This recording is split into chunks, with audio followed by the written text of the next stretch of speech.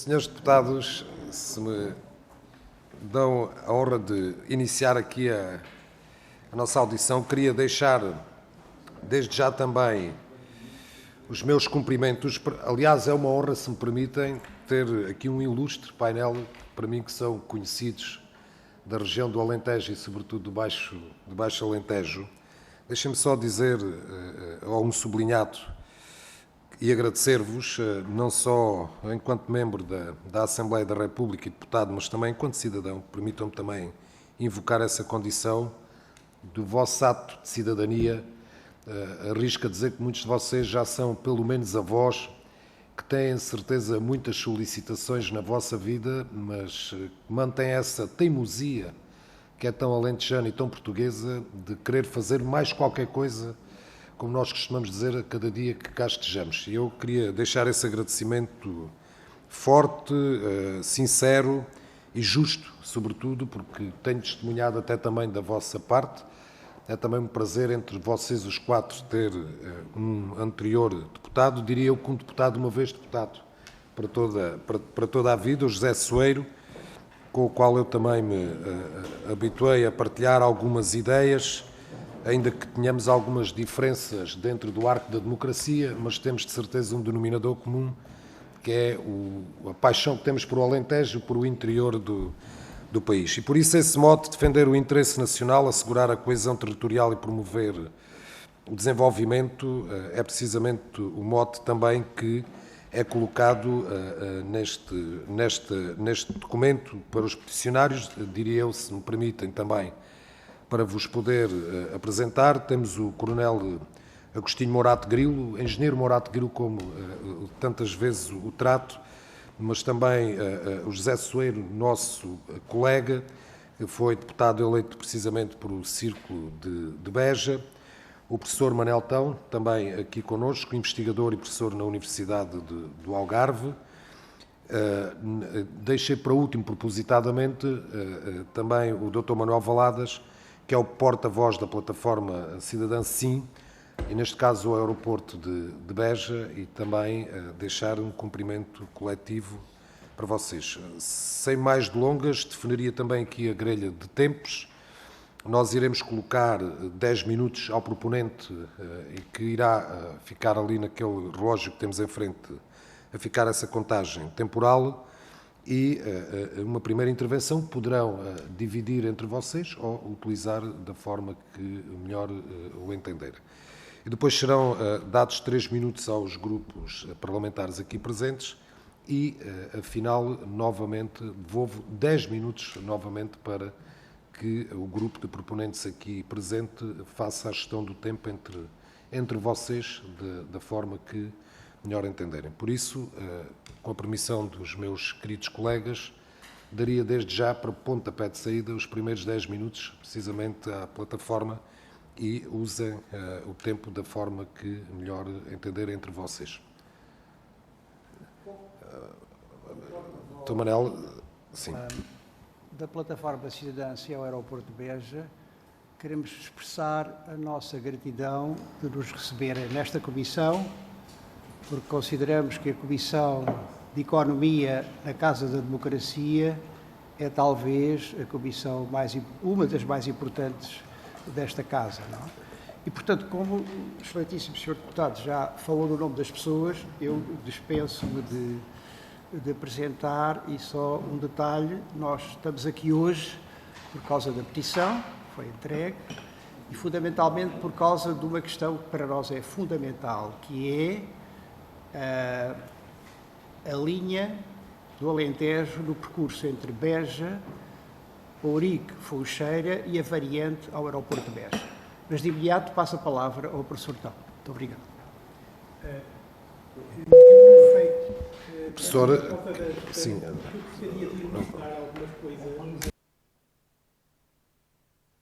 Professor, só liga o microfone, por favor, só professor, para se poder fazer ouvir. Sim. Tá? Ora, boa tarde a todos e uma vez mais, permitam-me renovar o nosso obrigado pela atenção que nos dispensam Fundamentalmente, aquilo que eu gostaria de começar por dizer era, no que diz respeito ao aeroporto de Beja, esta plataforma cidadã, que é um grupo que não tem outro interesse que não seja o da dinamização do Alentejo, do sul do país e de todo o Portugal, nunca preconizou, contrariamente a algumas informações, que o aeroporto de Beja fosse o grande aeroporto de Lisboa. Não é nada disso. Nós o que defendemos é que o aeroporto de Beja seja complementar, quer ao aeroporto de Lisboa, seja o velho, seja o novo, independentemente daquilo que a Comissão Técnica Independente decidir e o Governo e bem decidirem, e também ao aeroporto de Faro. Quer dizer, nós temos, na situação do aeroporto de Lisboa, aqueles 32 ou 30 e tal milhões que todos nós conhecemos, mas também temos em Faro um problema complicado num aeroporto que foi desenhado para 6 milhões de pessoas e que neste momento está com perto de 10 milhões e a crescer a um ritmo de 1 milhão novo a cada 2 anos. E que não pode ser expandido. E, portanto, o que se passa é que, evidentemente, depois da decisão do novo aeroporto, ou seja lá o que for, vão decorrer, e isto diz a própria Comissão Técnica Independente, 10 anos, ou eventualmente mais, e é preciso, de facto, arranjar uma solução complementar que possa acudir à questão dos aumentos de tráfego. O que é que nós temos em Beja? Temos um aeroporto que está construído, mas que carece, é manco naquilo que são as acessibilidades. E depois, as acessibilidades têm a ver com a questão do Interland aeroportuário. Uma das coisas que muitas vezes é veiculada na comunicação social é que Beja é muito longe. Mas eu pergunto, o que é ser longe? Onde é que nós, como dizemos em Inglaterra, traçamos a linha vermelha e dizemos assim, até esta linha vermelha é perto, a partir desta linha vermelha é longe. Ora, temos que quantificar. E para quantificar, nós temos que ter em consideração a tipologia dos passageiros e o valor do tempo dos passageiros e o próprio propósito da sua viagem. Quer dizer, um passageiro de negócios não é a mesma coisa que um passageiro de lazer. Ora, quando nós olhamos para os 32 milhões, ou que venham a ser 40 milhões daqui a 10 anos na região de Lisboa, ou que venham a ser 12 milhões em Faro, nós devemos perguntar não apenas quantos passageiros são esses, mas que tipo de passageiros são. São passageiros de negócios, são passageiros de lazer. Por exemplo, em Faro, praticamente é tudo passageiros de lazer. Ora, esses passageiros são passageiros que não se importam, como nós temos, por exemplo, aqui o aeroporto de Stansted, que fica muito longe de Londres, longe entre aspas, mas lá está, ele fica ao pé de Cambridge e depois há um comboio para lá que demora qualquer coisa como 50 minutos. E basicamente, eu gosto de mostrar este esquema que é um passageiro de negócios privilegia o acesso rápido ao centro da cidade e está disposto a despender da sua carteira ou paga o seu emprego uma tarifa aérea bem elevada. O passageiro de lazer, não, quer um voo baratinho, mas se quer um voo baratinho, bom, então a partir daí ele vai ter que suportar uma viagem até ao destino final ou até ao centro mais dilatada. Quer dizer, quando uma pessoa arranja um voo barato de Lisboa para Paris, não vai para o centro de Paris, vai para Beauvais. E depois tem um autocarro, e nós temos aqui vários exemplos, tem um autocarro que o leva até à Porte Maillot ou até La Défense, que demora 1h15 a 1h30, consoante as condições de trânsito. O que nós temos aqui é que se Beja tivesse a linha do Alentejo completamente requalificada, tanto na sua vertente norte como na sua vertente sul, seria potenciada para ter a sua área de influência, ou seja, a sua zona de mercado potencial projetada para Lisboa numa 1h15 a 1h10 até Sete Rios e numa 1h10 a 1h15 até Albufeira. E com um investimento relativamente, como vamos ver, relativamente simples e execuível.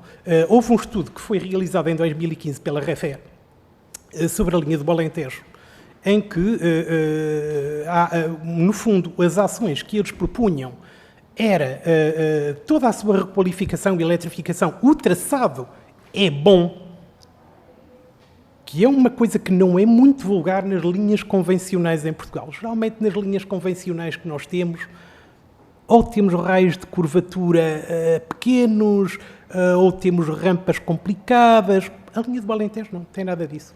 praticamente o que nós temos na linha do Alentejo é a necessidade de uma variante que sirva a Aerogar de Beja, como aponta, isto são tudo extratos do estudo da REFER de 2015, depois também aquilo que seria uma intervenção pontual na zona de Santa Vitória, que seria uma correção da curvatura, algo muito reduzido e que permitiria uma uniformização de velocidades de 200 ou 220 km por hora entre Beja e Ourique, onde de facto a linha já está eletrificada.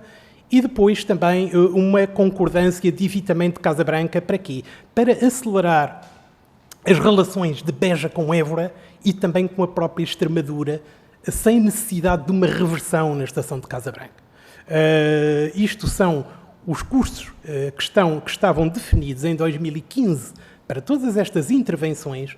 É preciso aqui fazer notar que a intervenção de Casa Branca para Beja já está contemplada a nível do PNI 2030 e, portanto, aqui o que está em causa é a parte complementar de Beja até Ourique. Se nós tivermos em conta a atualização daquilo que são os custos da intervenção, tendo em consideração a inflação que hoje vivemos, infelizmente, nós estamos a falar de uma coisa de 130 milhões de euros para Beja-Ourique, ou seja, 0,6% daquilo que é o montante total do PRR. Portanto, nós estamos a falar de uma obra inexequível, estamos a falar de algo que tem perfeito cabimento orçamental e que corresponde, com esse dinheiro nem sequer 1 km de linha metropolitana conseguimos fazer em Lisboa com o tipo de geologia que nós aqui temos. E depois há aqui uma coisa muito interessante. Quando nós olhamos para estes mapas de enquadramento, basicamente o que temos aqui é a justificação e o porquê de a necessidade da reabertura e requalificação do troço entre Beja e Ourique transcender a própria questão do aeroporto. O que é? Quando nós comparamos aquilo que aconteceu em 2012, houve troços que foram desativados, enfim, temos ali alguns que é o ramal de Cáceres, temos também o Beja-Ourique e depois tínhamos na altura também a linha da Beira Baixa, que estava interrompida na sua plenitude entre a Covilhã e a Guarda. Ora, no tempo atual, nós temos que a linha da Beira Baixa já está toda reconstruída e requalificada. Portanto, nós temos atualmente obras em curso na linha da Beira Alta e é graças a essa requalificação que nós temos a possibilidade de desviar comboios de mercadorias para a fronteira de Vilar Formoso. Se isso não tivesse acontecido, hoje nós não teríamos acesso a essa fronteira. Estamos a falar de qualquer coisa como meia dúzia de comboios de mercadorias por dia. Ora, o que é que vai acontecer a partir de 2025? Nós vamos ter o novo corredor 16 com a ligação Évora-Elvas, que vai facultar, finalmente, uma ligação rápida através do Alentejo para a logística do Porto de Sines. Só que isso corresponde a um Interland de Madrid, fazendo fé naquilo que é o estudo Neptuno do Porto de Sines de 2012, a 800 mil TEUs por ano, ou seja, 40 comboios de mercadorias por dia. Esses 40 comboios de mercadorias vão passar todos pela Península de Setúbal, ou seja, pelo entroncamento do Poceirão.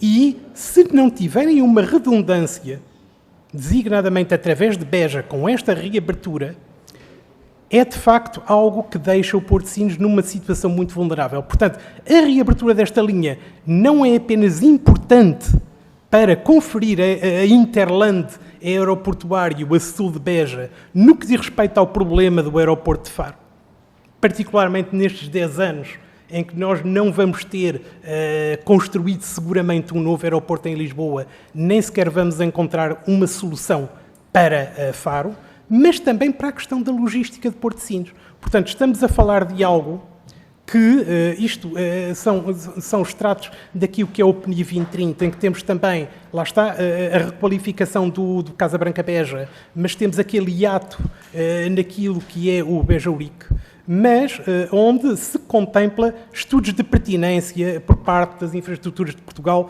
para o troço Beja-Ourique. Eu diria que o estudo de pertinência já foi realizado com bastante detalhe em 2015 com o estudo da REFER. E, portanto, essas necessidades, todo esse financiamento está identificado e todos esses benefícios também. E isto é também aquilo que é tirado do site da Refer no que diz respeito à linha da Beira Baixa. Eles próprios falam na questão da malha ferroviária, de ter uma redundância ferroviária e de contribuir para aquilo que é a coesão territorial. Portanto, quando nós vemos o que é que nós podemos fazer com esse pequenino troço, e este é o meu último slide, com esse pequenino troço, que são 130 milhões de euros, uma coisa irrisória, que transformação ele nos permite fazer, não apenas em termos logísticos, não apenas em termos do hinterland aeroportuário, mas também de todo o território. No fundo, quer dizer, nós temos uma dorsal que nos permite articular todo o sul de Portugal sem passar pela Península de Setúbal. Temos a articulação com o corredor 16 das 3 capitais alentejanas, que uma vez mais passam a estar ligadas pelo caminho de ferro, uma coisa que já não existe desde 1990. Passemos a ter isso. E mais ainda, temos praticamente uma ligação do Algarve através do Alentejo até à Beira Baixa e até Vilar Formoso. No fundo, o que nós temos aqui é a reedição daquilo que é o nosso IP2 rodoviário, versão caminho de ferro. E com um orçamento perfeitamente execuível para aquilo que são as possibilidades que nos abrem quer o PRR, quer o pacote de 2030 e que é uma oportunidade única que nós não estamos em condições de deixar passar. E era aquilo que eu tinha a dizer. Posso, sim, nem me atrevi a interrompê-lo, apesar de perceber que já tinha passado os 10 minutos, mas... Não foi. É para nós, de certeza, mais reforçoso em termos de conhecimento aquilo que acabou de nos transmitir aqui também. Eu iria passar agora aos grupos parlamentares e daria desde logo a palavra ao deputado do PSD. Tenho a indicação que é o Jorge Mendes. Faz favor, colega. Sim. Permite-me apenas uma nota prévia para darmos uma justificação, porque quer eu, quer o Sr. Deputado Jorge Salgueiro Mendes, teremos que nos ausentar imediatamente após a intervenção do Sr. Deputado e, portanto, pedir-vos desculpas por isso, em nome do Grupo Parlamentar do PSD, sendo certo que ficará ainda convosco o nosso colega, o Sr. Deputado António Topa Gomes. Muito obrigada. Está justificada a ausência. Muito bem, Sr. Presidente, muito obrigado. Queria cumprimentar todos os elementos subscritores desta petição, defender o interesse nacional, assegurar a coesão territorial, promover o desenvolvimento. Esta casa, denominada Casa da Democracia, tem sempre muito gosto em receber os legítimos signatários de petições. Geralmente as petições procuram, junto da Assembleia da República, levantar ou colocar à consideração da Assembleia problemas e formas de solução desses problemas. Digamos que é o contributo da sociedade civil para a informação da Assembleia da República, dos seus deputados, e para que nós possamos, a seguir, tomar as devidas providências em termos legislativos para solucionar alguns dos problemas que existem, acolhendo em todo ou em parte as vossas pretensões. Eu não nasci no Alentejo, nem vivo, mas conheço muito bem o Alentejo, quase profundo, porque desde 91 que até 2008 ir para a política, digamos assim, desenvolvi trabalhos ensinos, muitos, Ferreira do Alentejo, Redondo e Austrel, nas antigas Pirites alentejanas. Em 92, portanto há muitos anos. E, portanto, conheço bem a realidade do Norte, do Alto e do Baixo Alentejo. E, claro, quando olhamos hoje para o território, numa perspectiva de alguma coesão que se procura sempre, territorial, nós temos claramente um eixo Lisboa, Évora, Elvas, Badajoz, com um Campo Maior ali ao lado, sempre dado o seu polígono industrial.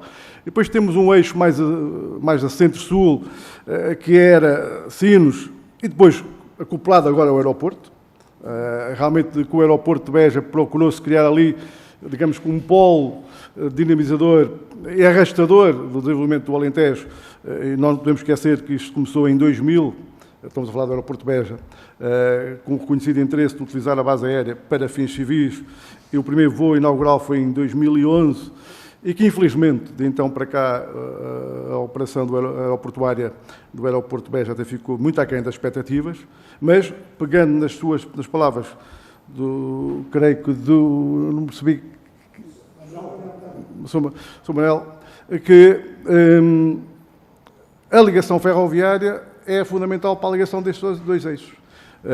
E, portanto, nós já tivemos aqui várias iniciativas de vários grupos parlamentares em que se defendeu a necessidade de revitalizarmos essa ligação ferroviária para todo o Alentejo, mas, sobretudo, olhando nessa perspectiva de eixos e polos de ligação destas duas áreas. Elas estão ligadas naturalmente ao Alentejo, mas realmente o Alentejo é tão grande, digamos assim, que parece que temos... Eu sei que há algumas rivalidades, portanto, entre os de Beja e os de Évora, mas tirando isso à parte, que agora não nos interessa, é fundamental criarmos aqui uma malha que ligue estes vários polos, que todos juntos são fundamentais para o desenvolvimento do Alentejo, sobretudo para que o Alentejo dê saltos em termos de progresso e desenvolvimento e se afirme neste contexto, sobretudo a sul de Lisboa.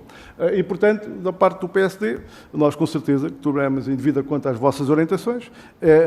Nós estamos no final da sessão legislativa, mas com certeza que ainda durante o mês de agosto e princípio de setembro tomaremos com certeza aqui bom porto das vossas orientações e algumas iniciativas da nossa parte serão levadas em frente. Muito obrigado. Muito obrigado, Sr. Deputado Jorge Mendes. Eu agora dou a palavra imediatamente a seguir ao Partido Socialista e, neste caso, ao deputado Ricardo Pinheiro. Obrigado, Sr. Presidente. Cumprimento os peticionários e também as senhoras e os senhores deputados. Eu, quando me apercebi que, de facto, esta plataforma podia vir à Assembleia da República, imediatamente achei que era oportuno poder fazer esta intervenção, acima de tudo, enquanto alentejano. O Alentejo é uma das regiões do país que, de facto, não tem vivido, por diferentes governos, os investimentos de coesão, não do ponto de vista da política comunitária, porque, de facto, as regras comunitárias assim o exigem, é que regiões que tenham aumento de 75% do produto interno bruto da União haja uma redistribuição de fundos que complemente e que ajude essas regiões, mas o que é certo é que o deserto demográfico que estas regiões têm vindo a viver tem sido absolutamente dramático para aqueles que todos os dias habitamos nestes territórios. Eu não posso, para já, altamente sensibilizado à forma e ao modo como estes 4 alentejanos, ou 3 alentejanos e um filho adotivo do Alentejo, eu penso que o Dr. Manuel Valadas, mas sei que vive o Alentejo de uma forma absolutamente apaixonada, mas relembrar uma questão que aconteceu há sensivelmente 10 anos e que o Dr. Manuel Valadas aqui introduziu. Há 10 anos, a plataforma Melhor Alentejo analisava 2 investimentos grandes para o Alentejo, onde estava já o aeroporto de Beja, mas um deles onde estava a barragem do Pisão, que neste momento e ao final deste mês é lançado um concurso de 70 milhões de euros para uma reserva de água de 116 milhões de metros cúbicos, que nasce precisamente num exercício como aquele que estamos a fazer aqui. Também, e Dr. Manuel Valadas, mas em nome desta iniciativa de cidadãos, não posso deixar de falar numa questão. Eu recordo-me que nessa apresentação eu era um jovem autarca com 27 anos, 27 ou 28 anos, e o senhor introduzia uma questão que era o desistema de salinizadora no Alentejo. O que é certo é que ontem, precisamente ontem, o Ministro do Ambiente da República Portuguesa anuncia a construção de uma desalinizadora em Sines e anuncia também o procedimento concursal para uma iniciativa privada para a construção de uma desalinizadora no perímetro da Rega do Mira. Sabe, aconteceu um investimento no Plano de Recuperação e Resiliência português que visa o Alentejo, mas de facto o momento em que estas iniciativas devem ser tidas como momentos de respeito, mas acima de tudo para aqueles que em determinado momento da vida estamos na política, poder acreditar e fazer acreditar que estas questões são possíveis é um motivo de reforço, muitas vezes, ao desânimo que acontece em relação à forma como as desigualdades no território vão acontecendo. Parece-me perfeitamente, o governo português fez uma opção estratégica de investir 120 milhões de euros no Corredor do Sul. Eu acho que a forma como a representação partidária aqui está a acontecer permite dizer que foi um investimento que foi decidido em convergência de várias visões e ideologias políticas, mas de facto esta dinamização do corredor das linhas Beja, Funcheira, mas também Casa Branca, Beja, é extraordinariamente importante que possa acontecer.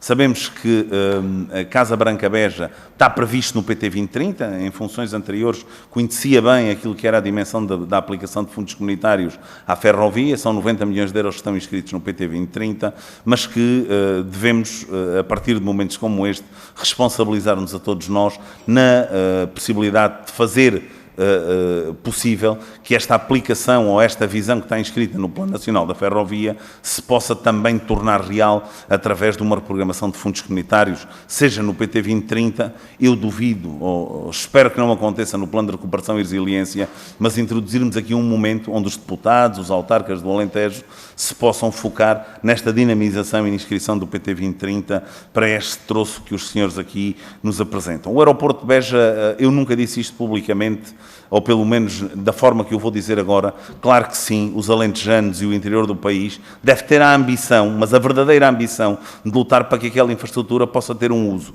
Eu concordo com a análise do professor Dão, a forma simples como o senhor aqui se apresenta merece todo o meu respeito e eu acho que o respeito também dos deputados desta casa. E claramente, eu também vou citar um homem que me educou profissionalmente durante uns anos, que foi o comendador Rui Nabeiro, e eu acho que é através de momentos como este que cada um de nós, independentemente das ideologias político-partidárias, devemos ficar com um minuto dos nossos dias a pensar na dinamização do aeroporto de Beja, mas também da inscrição deste projeto no PT 2030 para a dinamização da ferrovia numa zona de coesão como é o Baixo Alentejo. Obrigado.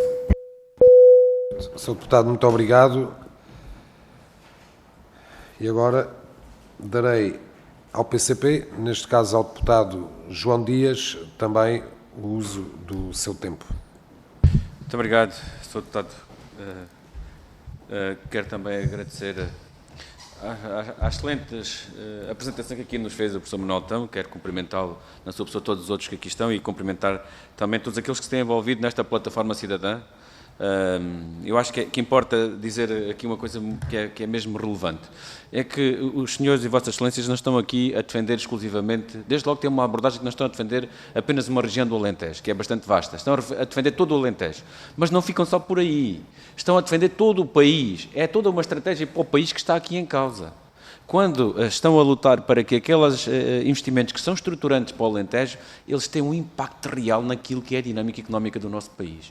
E é isto que é de louvar perante aquela que tem sido a vossa persistência, insistência. Talvez não fosse a vossa iniciativa cidadã e não teríamos hoje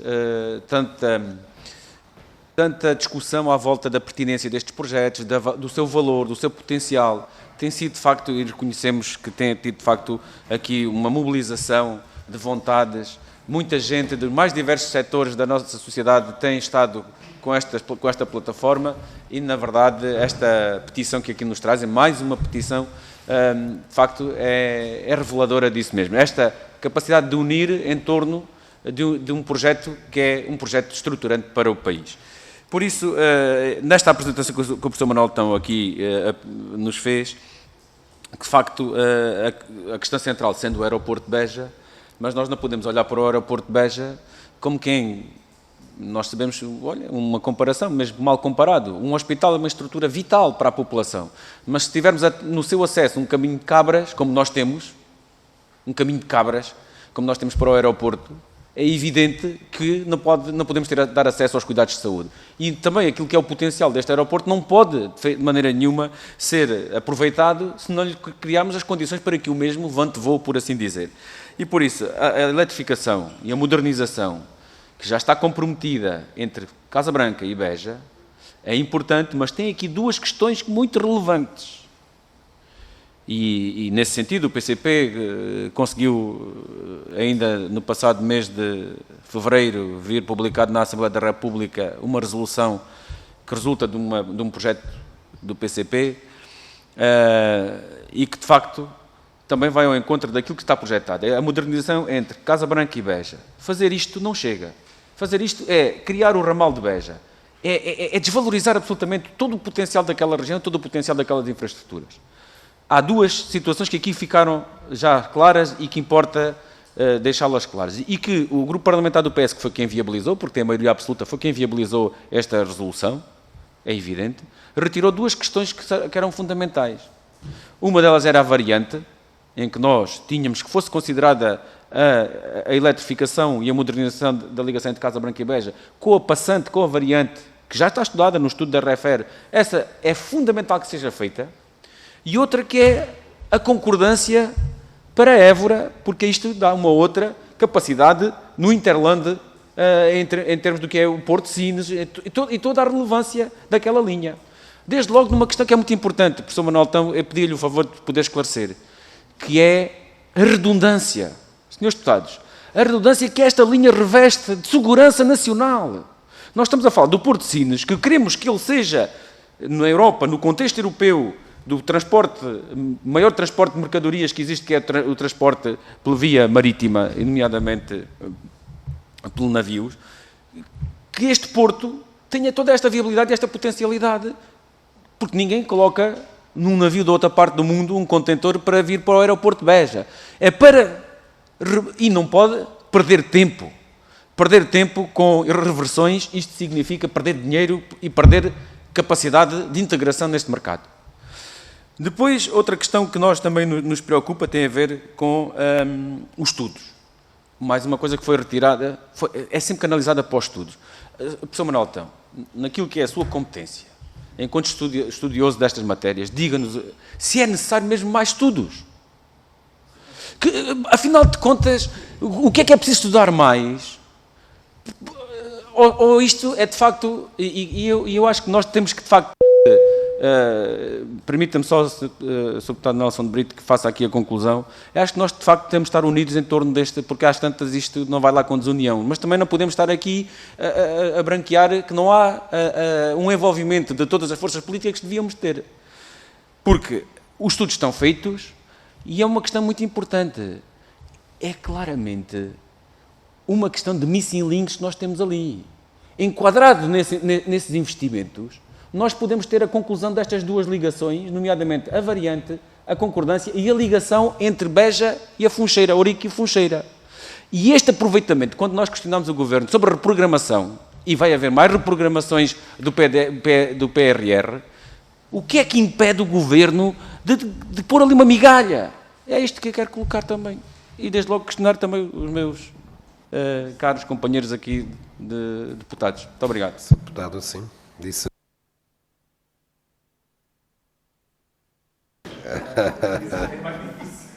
Há uns meses atrás era. Há uns meses. Agora. Um ano e de qualquer coisa. É.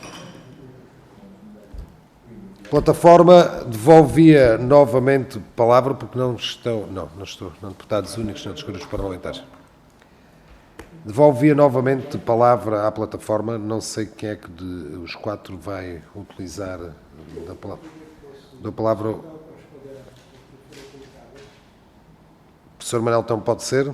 Dou-lhe a palavra então, faz favor.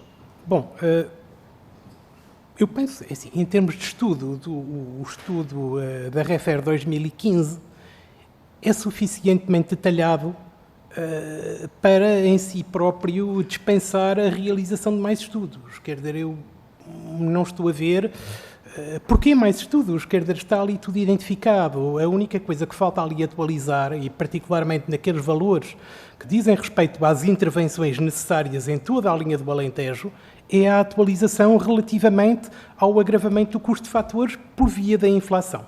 Isso é uma questão que se faz com a atualização das obras públicas. Agora, há uma coisa que eu penso que é importante. Nós, no que diz respeito à linha do Alentejo, termos como referência a evidência empírica, não apenas daquilo que foram coisas que se passaram num tempo algo longínquo. Eu lembro-me, eu tenho um horário, eu era miúdo quando fui pela primeira vez passar férias para o Algarve, em 1976. E em 1976 o comboio rápido que havia do Barreiro para o Algarve era o Sotavento. E o Sotavento circulava por Beja. Porquê? Porque a linha do SAT estava em obras. E havia uma linha para onde desviar o comboio. E se hoje a linha do Sado estivesse em obras, nós não tínhamos possibilidade de fazer serviços para o Algarve. Tínhamos um autocarro à nossa espera não sei onde, ou em Grândola, ou uma coisa qualquer, e o resto ia tudo autocarro para Tunes. E na altura havia uma linha para onde desviar. Houve ocasiões, entretanto, onde, ainda com tração diesel, houve desvio de comboios de contentores de Sines para a Península de Setúbal através de Beja. Hoje nós estamos privados disso, porque não temos essa redundância. Mas temos aqui o que é atual, que é o próprio caso da linha da Beira Baixa, como eu falei aqui. Imaginem que nós não tínhamos reabilitado o troço da Covilhã para a Guarda.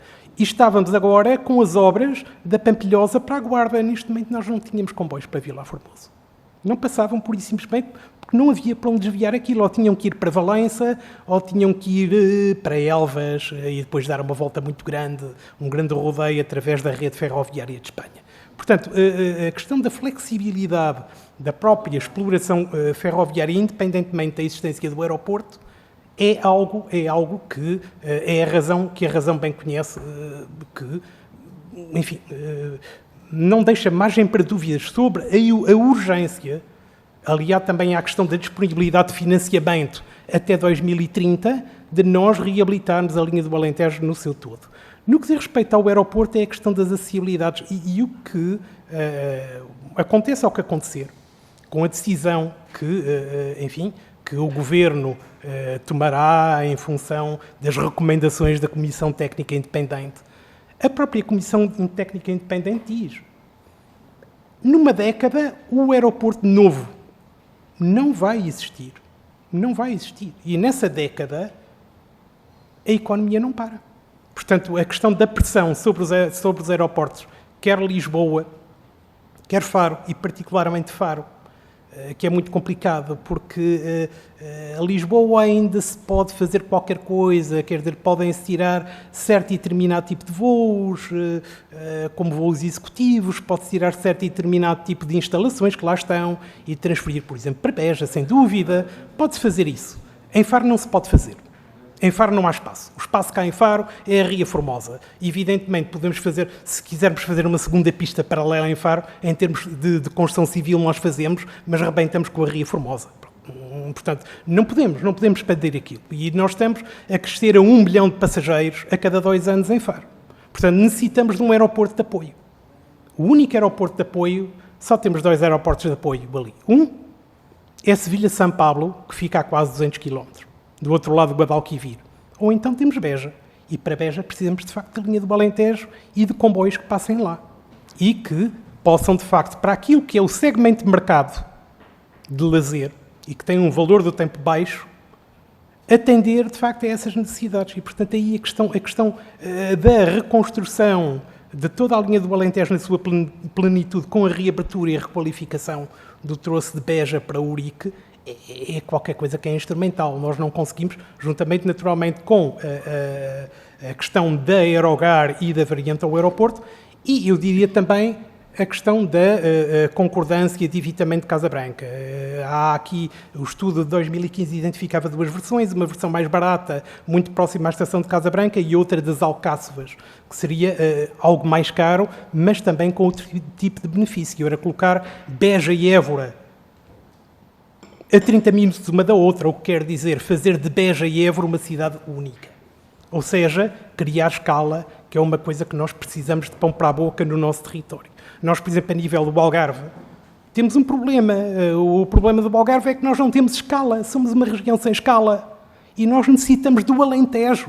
O Algarve necessita do Alentejo e o Alentejo necessita do Algarve. Porque nós não temos escala. E para articularmos as 2 regiões, nós não podemos continuar com a situação atual em que nós vamos à bilheteira de Faro e pedimos um bilhete para Beja e eles vendem, eles emitem um bilhete e um bilhete de Faro para Beja são 5 horas e meia de comboio com um transbordo em Pinhal Novo. Isto é uma coisa surreal, mas eles vendem. E se for para Évora são 5 horas. Quer dizer, como é que nós podemos aglutinar territórios e ter escala com este tipo de acessibilidades ferroviárias? Não podemos.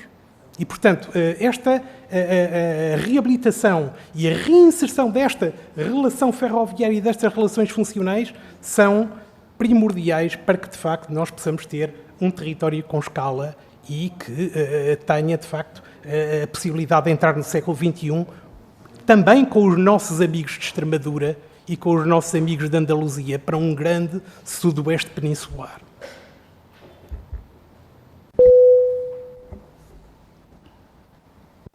A plataforma, não sei se pode utilizar o seu tempo.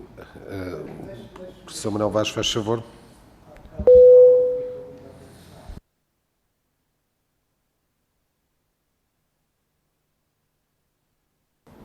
Já estou sem força, isto é da luta por causa do Alentejo. Professor, peço desculpa, pedi-lhe só que aproximasse mais um pouco o microfone para se fazer Só ouvir. um minuto e meio. Eu queria dizer o seguinte. Nós tivemos várias conversas com o comendador que partiu há relativamente pouco tempo. E em algumas conversas ele sempre dizia: "Ó, Alvaladas, nós necessitamos do aeroporto. A minha empresa e o grupo precisa do aeroporto por causa do tipo de produto que eu necessito importar e de exportar." Portanto, dizia-nos sempre isso. A segunda coisa, caríssimos deputados, se nós sairmos de Lisboa pela Ponte Vasco da Gama ou sairmos de Lisboa pela Ponte 25 de Abril, a palavra Alentejo não existe.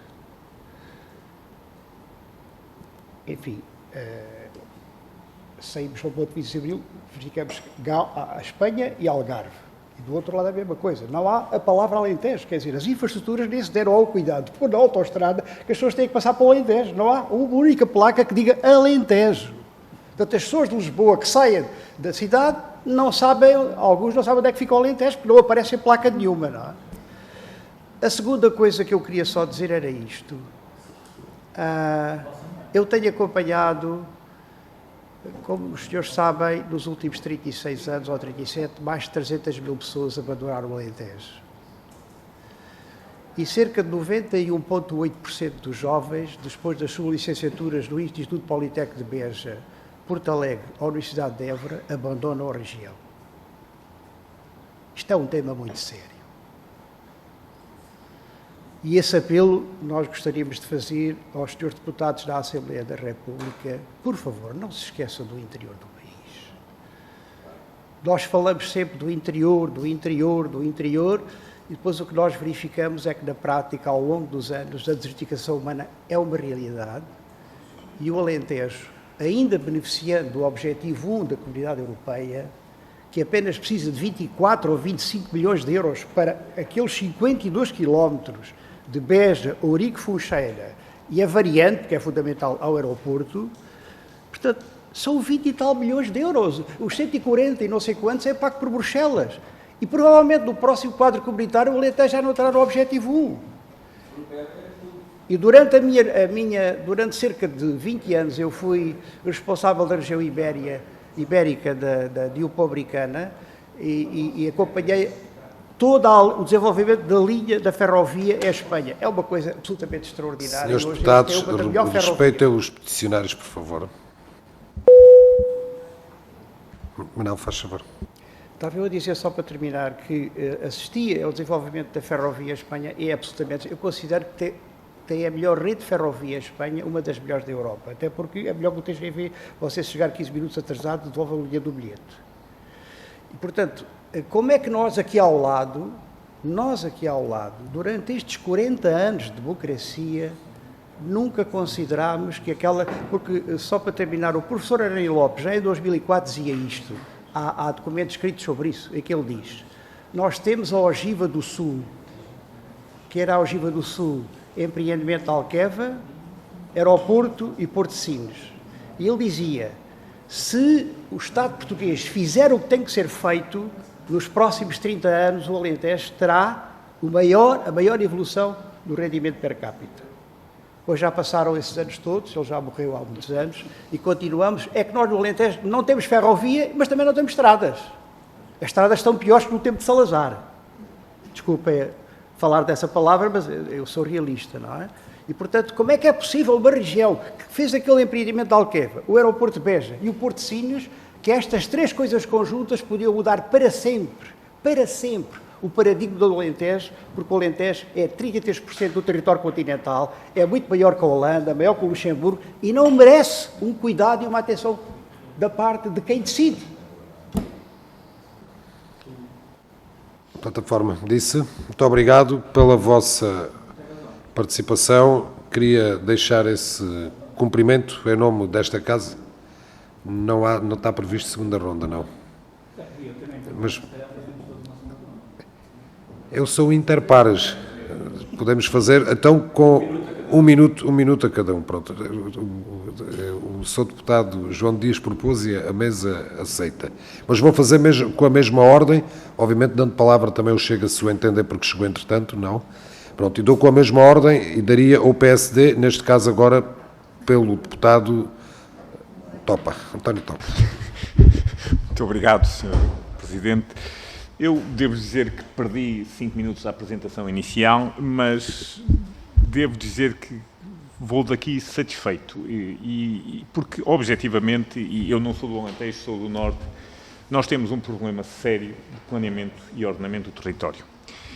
E, infelizmente, eu sei que não seria simpático dizer-se isto, que todos temos direito a todo, mas há um problema demográfico em Portugal. E, portanto, vou daqui satisfeito com a posição do professor Manel Tão, porque se percebe que há também um conjunto de pequenas cidades que, se não se juntarem entre si e não ganharem escala, é impossível estar a reivindicar um conjunto de infraestruturas que são infraestruturas apropriadas para cidades de uma dimensão média ou superior. Há uma adequação entre o tipo de transportes e o tipo de infraestruturas. E, portanto, esta visão de pensar num conjunto de cidades como um mecanismo para ganhar dimensão numa região que demograficamente está muito limitada é, obviamente, um caminho de quem também localmente percebe as circunstâncias e está a fazer esse caminho. E, portanto, devo dizer que muitas vezes estas reivindicações são pouco realistas. Vejo aqui uma percepção do território e uma necessidade de caminhar em conjunto que gostava de louvar aqui publicamente. E disse, Sr. Deputado. Muito bem. Darei palavra ao PS, neste caso ao deputado José Carlos Barbosa. Olá, boa tarde a todos. Eu peço desculpa por não ter assistido à apresentação, mas conheço algum do pensamento.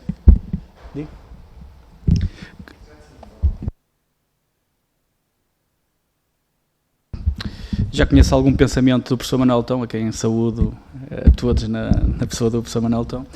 E, na verdade, eu concordo muito com aquilo que o professor Manuel Tão escreve e diz, porque, na verdade, nós durante décadas desinvestimos na ferrovia e todos temos a noção disso, e o país decidiu que era importante investir em autoestradas e desinvestiu na ferrovia.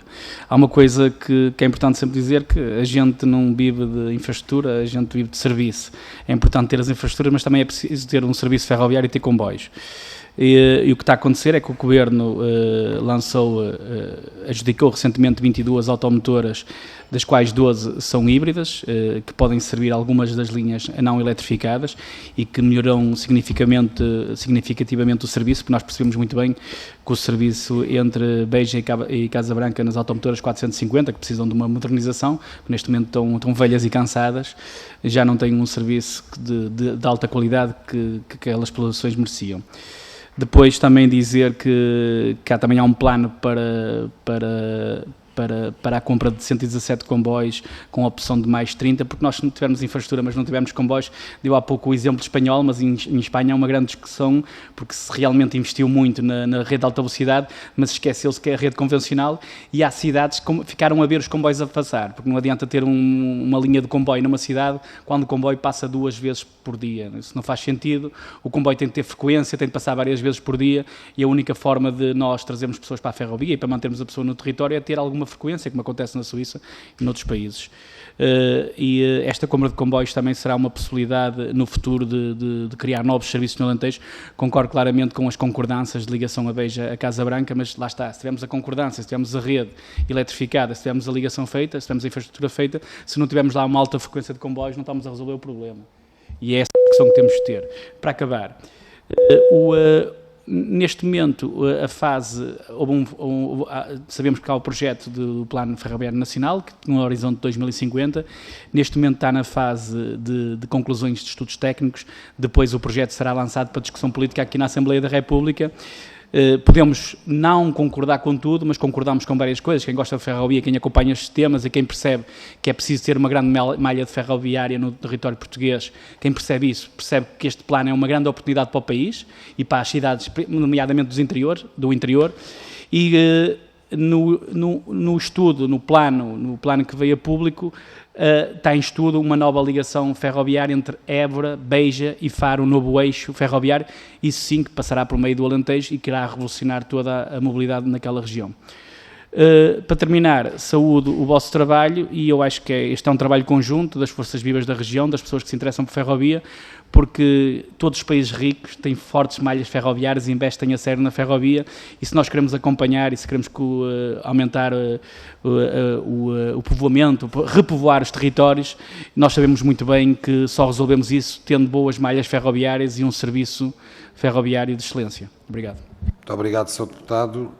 Sr. Deputado João Dias. Muito obrigado. Depois de ouvir esta intervenção, apraz-me dizer que é evidente que se não tivermos infraestruturas não temos serviços. E se não tivermos infraestruturas nem serviços, sabe o que é que acontece ao Alentejo? Não temos lá ninguém. Daqui a pouco temos um museu. Vai lá uma excursão. Olha, aqui há uns anos vivia aqui gente. Isso, Sr. Deputado, eu atrevo-me a dizer que há muita gente que desconhece a realidade. Veja bem, na segunda-feira a Comissão de Saúde foi ao Algarve fazer uma visita institucional aos hospitais. Quando eu, que vivo em Beja, o transporte da Assembleia foi direto, naquele caso, a Lagos. Ora, eu fui por meios próprios. Sabem qual foi a pergunta que uma deputada me perguntou, nem sequer vou dizer qual é o grupo parlamentar? É se eu tinha ido de comboio. Eu fiquei capaz de morrer.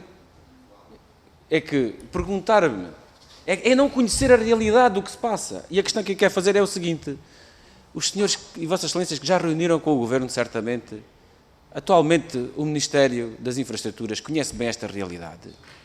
Tem noção do que é preciso fazer e o quanto implicações que ela tem no desenvolvimento económico do país.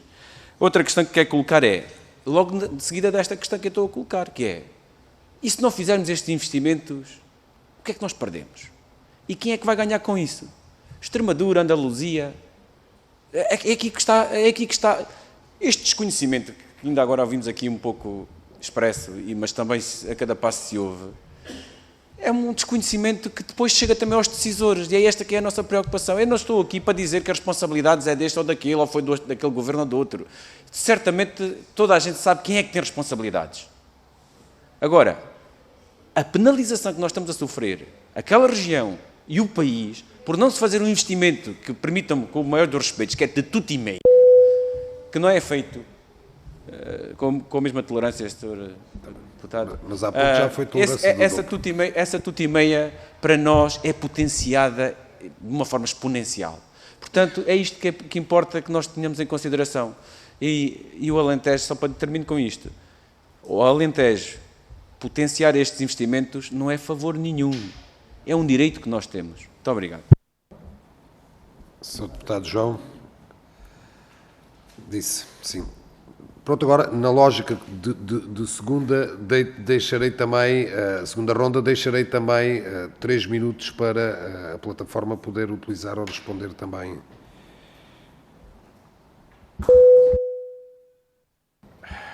Bom, relativamente a esta última observação, eu lembro-me há muitos anos, quando eu estava em Inglaterra, eu tinha um professor de análise económica que ele dizia, eu achava muita piada a uma expressão que ele usava, que era o do nothing, que é o não fazer nada. Porque, quer dizer, a decisão de do nada fazer é ela própria uma decisão e também tem consequências.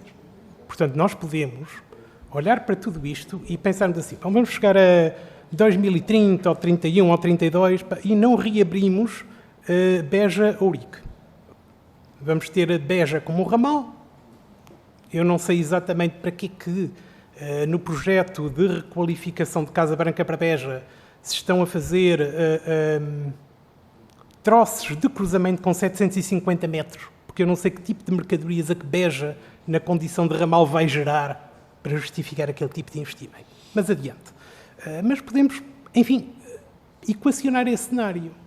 E o aeroporto também não é aproveitado. Vamos chegar a 2030 com o crescimento aeroportuário em Lisboa e Faro, sem que seja humana e tecnicamente possível fazer um novo aeroporto, quer na região de Lisboa, quer que atenda à necessidade do esgotamento do Algarve. Mas depois temos também a questão do corredor 16, o corredor 16, que é aquilo que vai aparecer a partir de 2030, que é a nova linha que vem de Évora para Elvas, acarreta com ela uma injeção de 40 comboios de contentores por dia na zona da Península de Setúbal.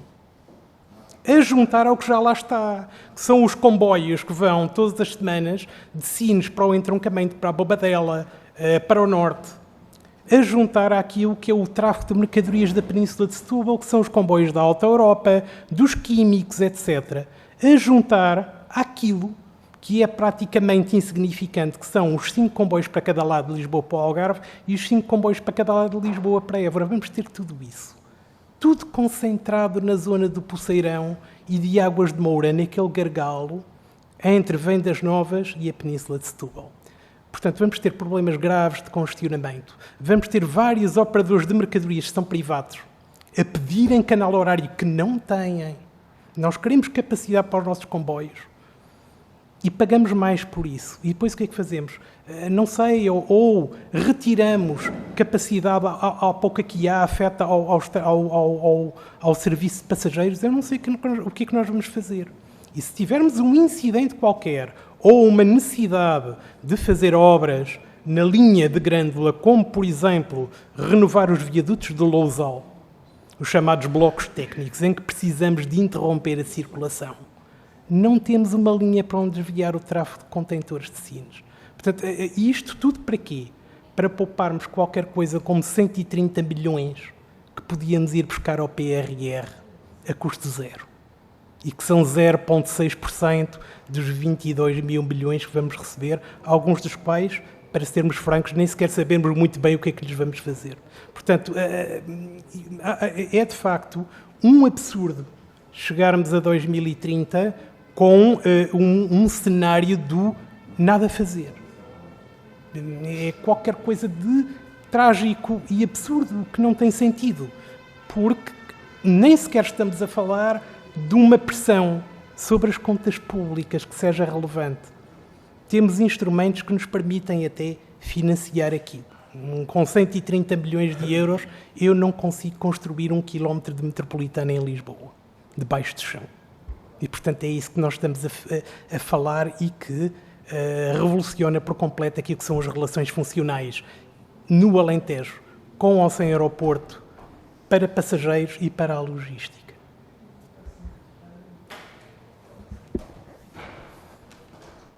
Disse. Então, deixar esse cumprimento de agradecimento em nome da Comissão da Economia, em nome também e deixar também esse agradecimento em nosso nome, permitam-me falar em nome de todos os deputados aqui presentes, e deixar ao Dr. Manuel Valadas enquanto porta-voz, mas também ao Coronel Morato Grilo, ao José Soeiro, nosso contemporâneo colega, não é? E ao professor Manel Tão, mais uma vez esse agradecimento de cidadania, e diria eu que nós cumpre-nos também fazer um papel ainda mais robusto que o vosso, no sentido de sermos consequentes na vossa plataforma, mas sobretudo sermos consequentes em nome de uma parte deste território do país que vocês invocam e sobretudo em nome dos portugueses. Tentaremos, certamente, cada um com as suas responsabilidades, todos nós percebemos quem é quem aqui, cada um representará, obviamente, e terá a sua responsabilidade enquanto deputado e deixar esse compromisso de tentarmos fazer, a partir aqui também da Casa da Assembleia da República, que as vossas iniciativas, e neste caso esta iniciativa em concreto, seja o máximo consequente a bem dos portugueses. Está bem? Muito obrigado mais uma vez, e a bem do interior, permitam-me também, que é uma condição que não abdicaremos. Muito obrigado mais uma vez. Senhores deputados, muito obrigado.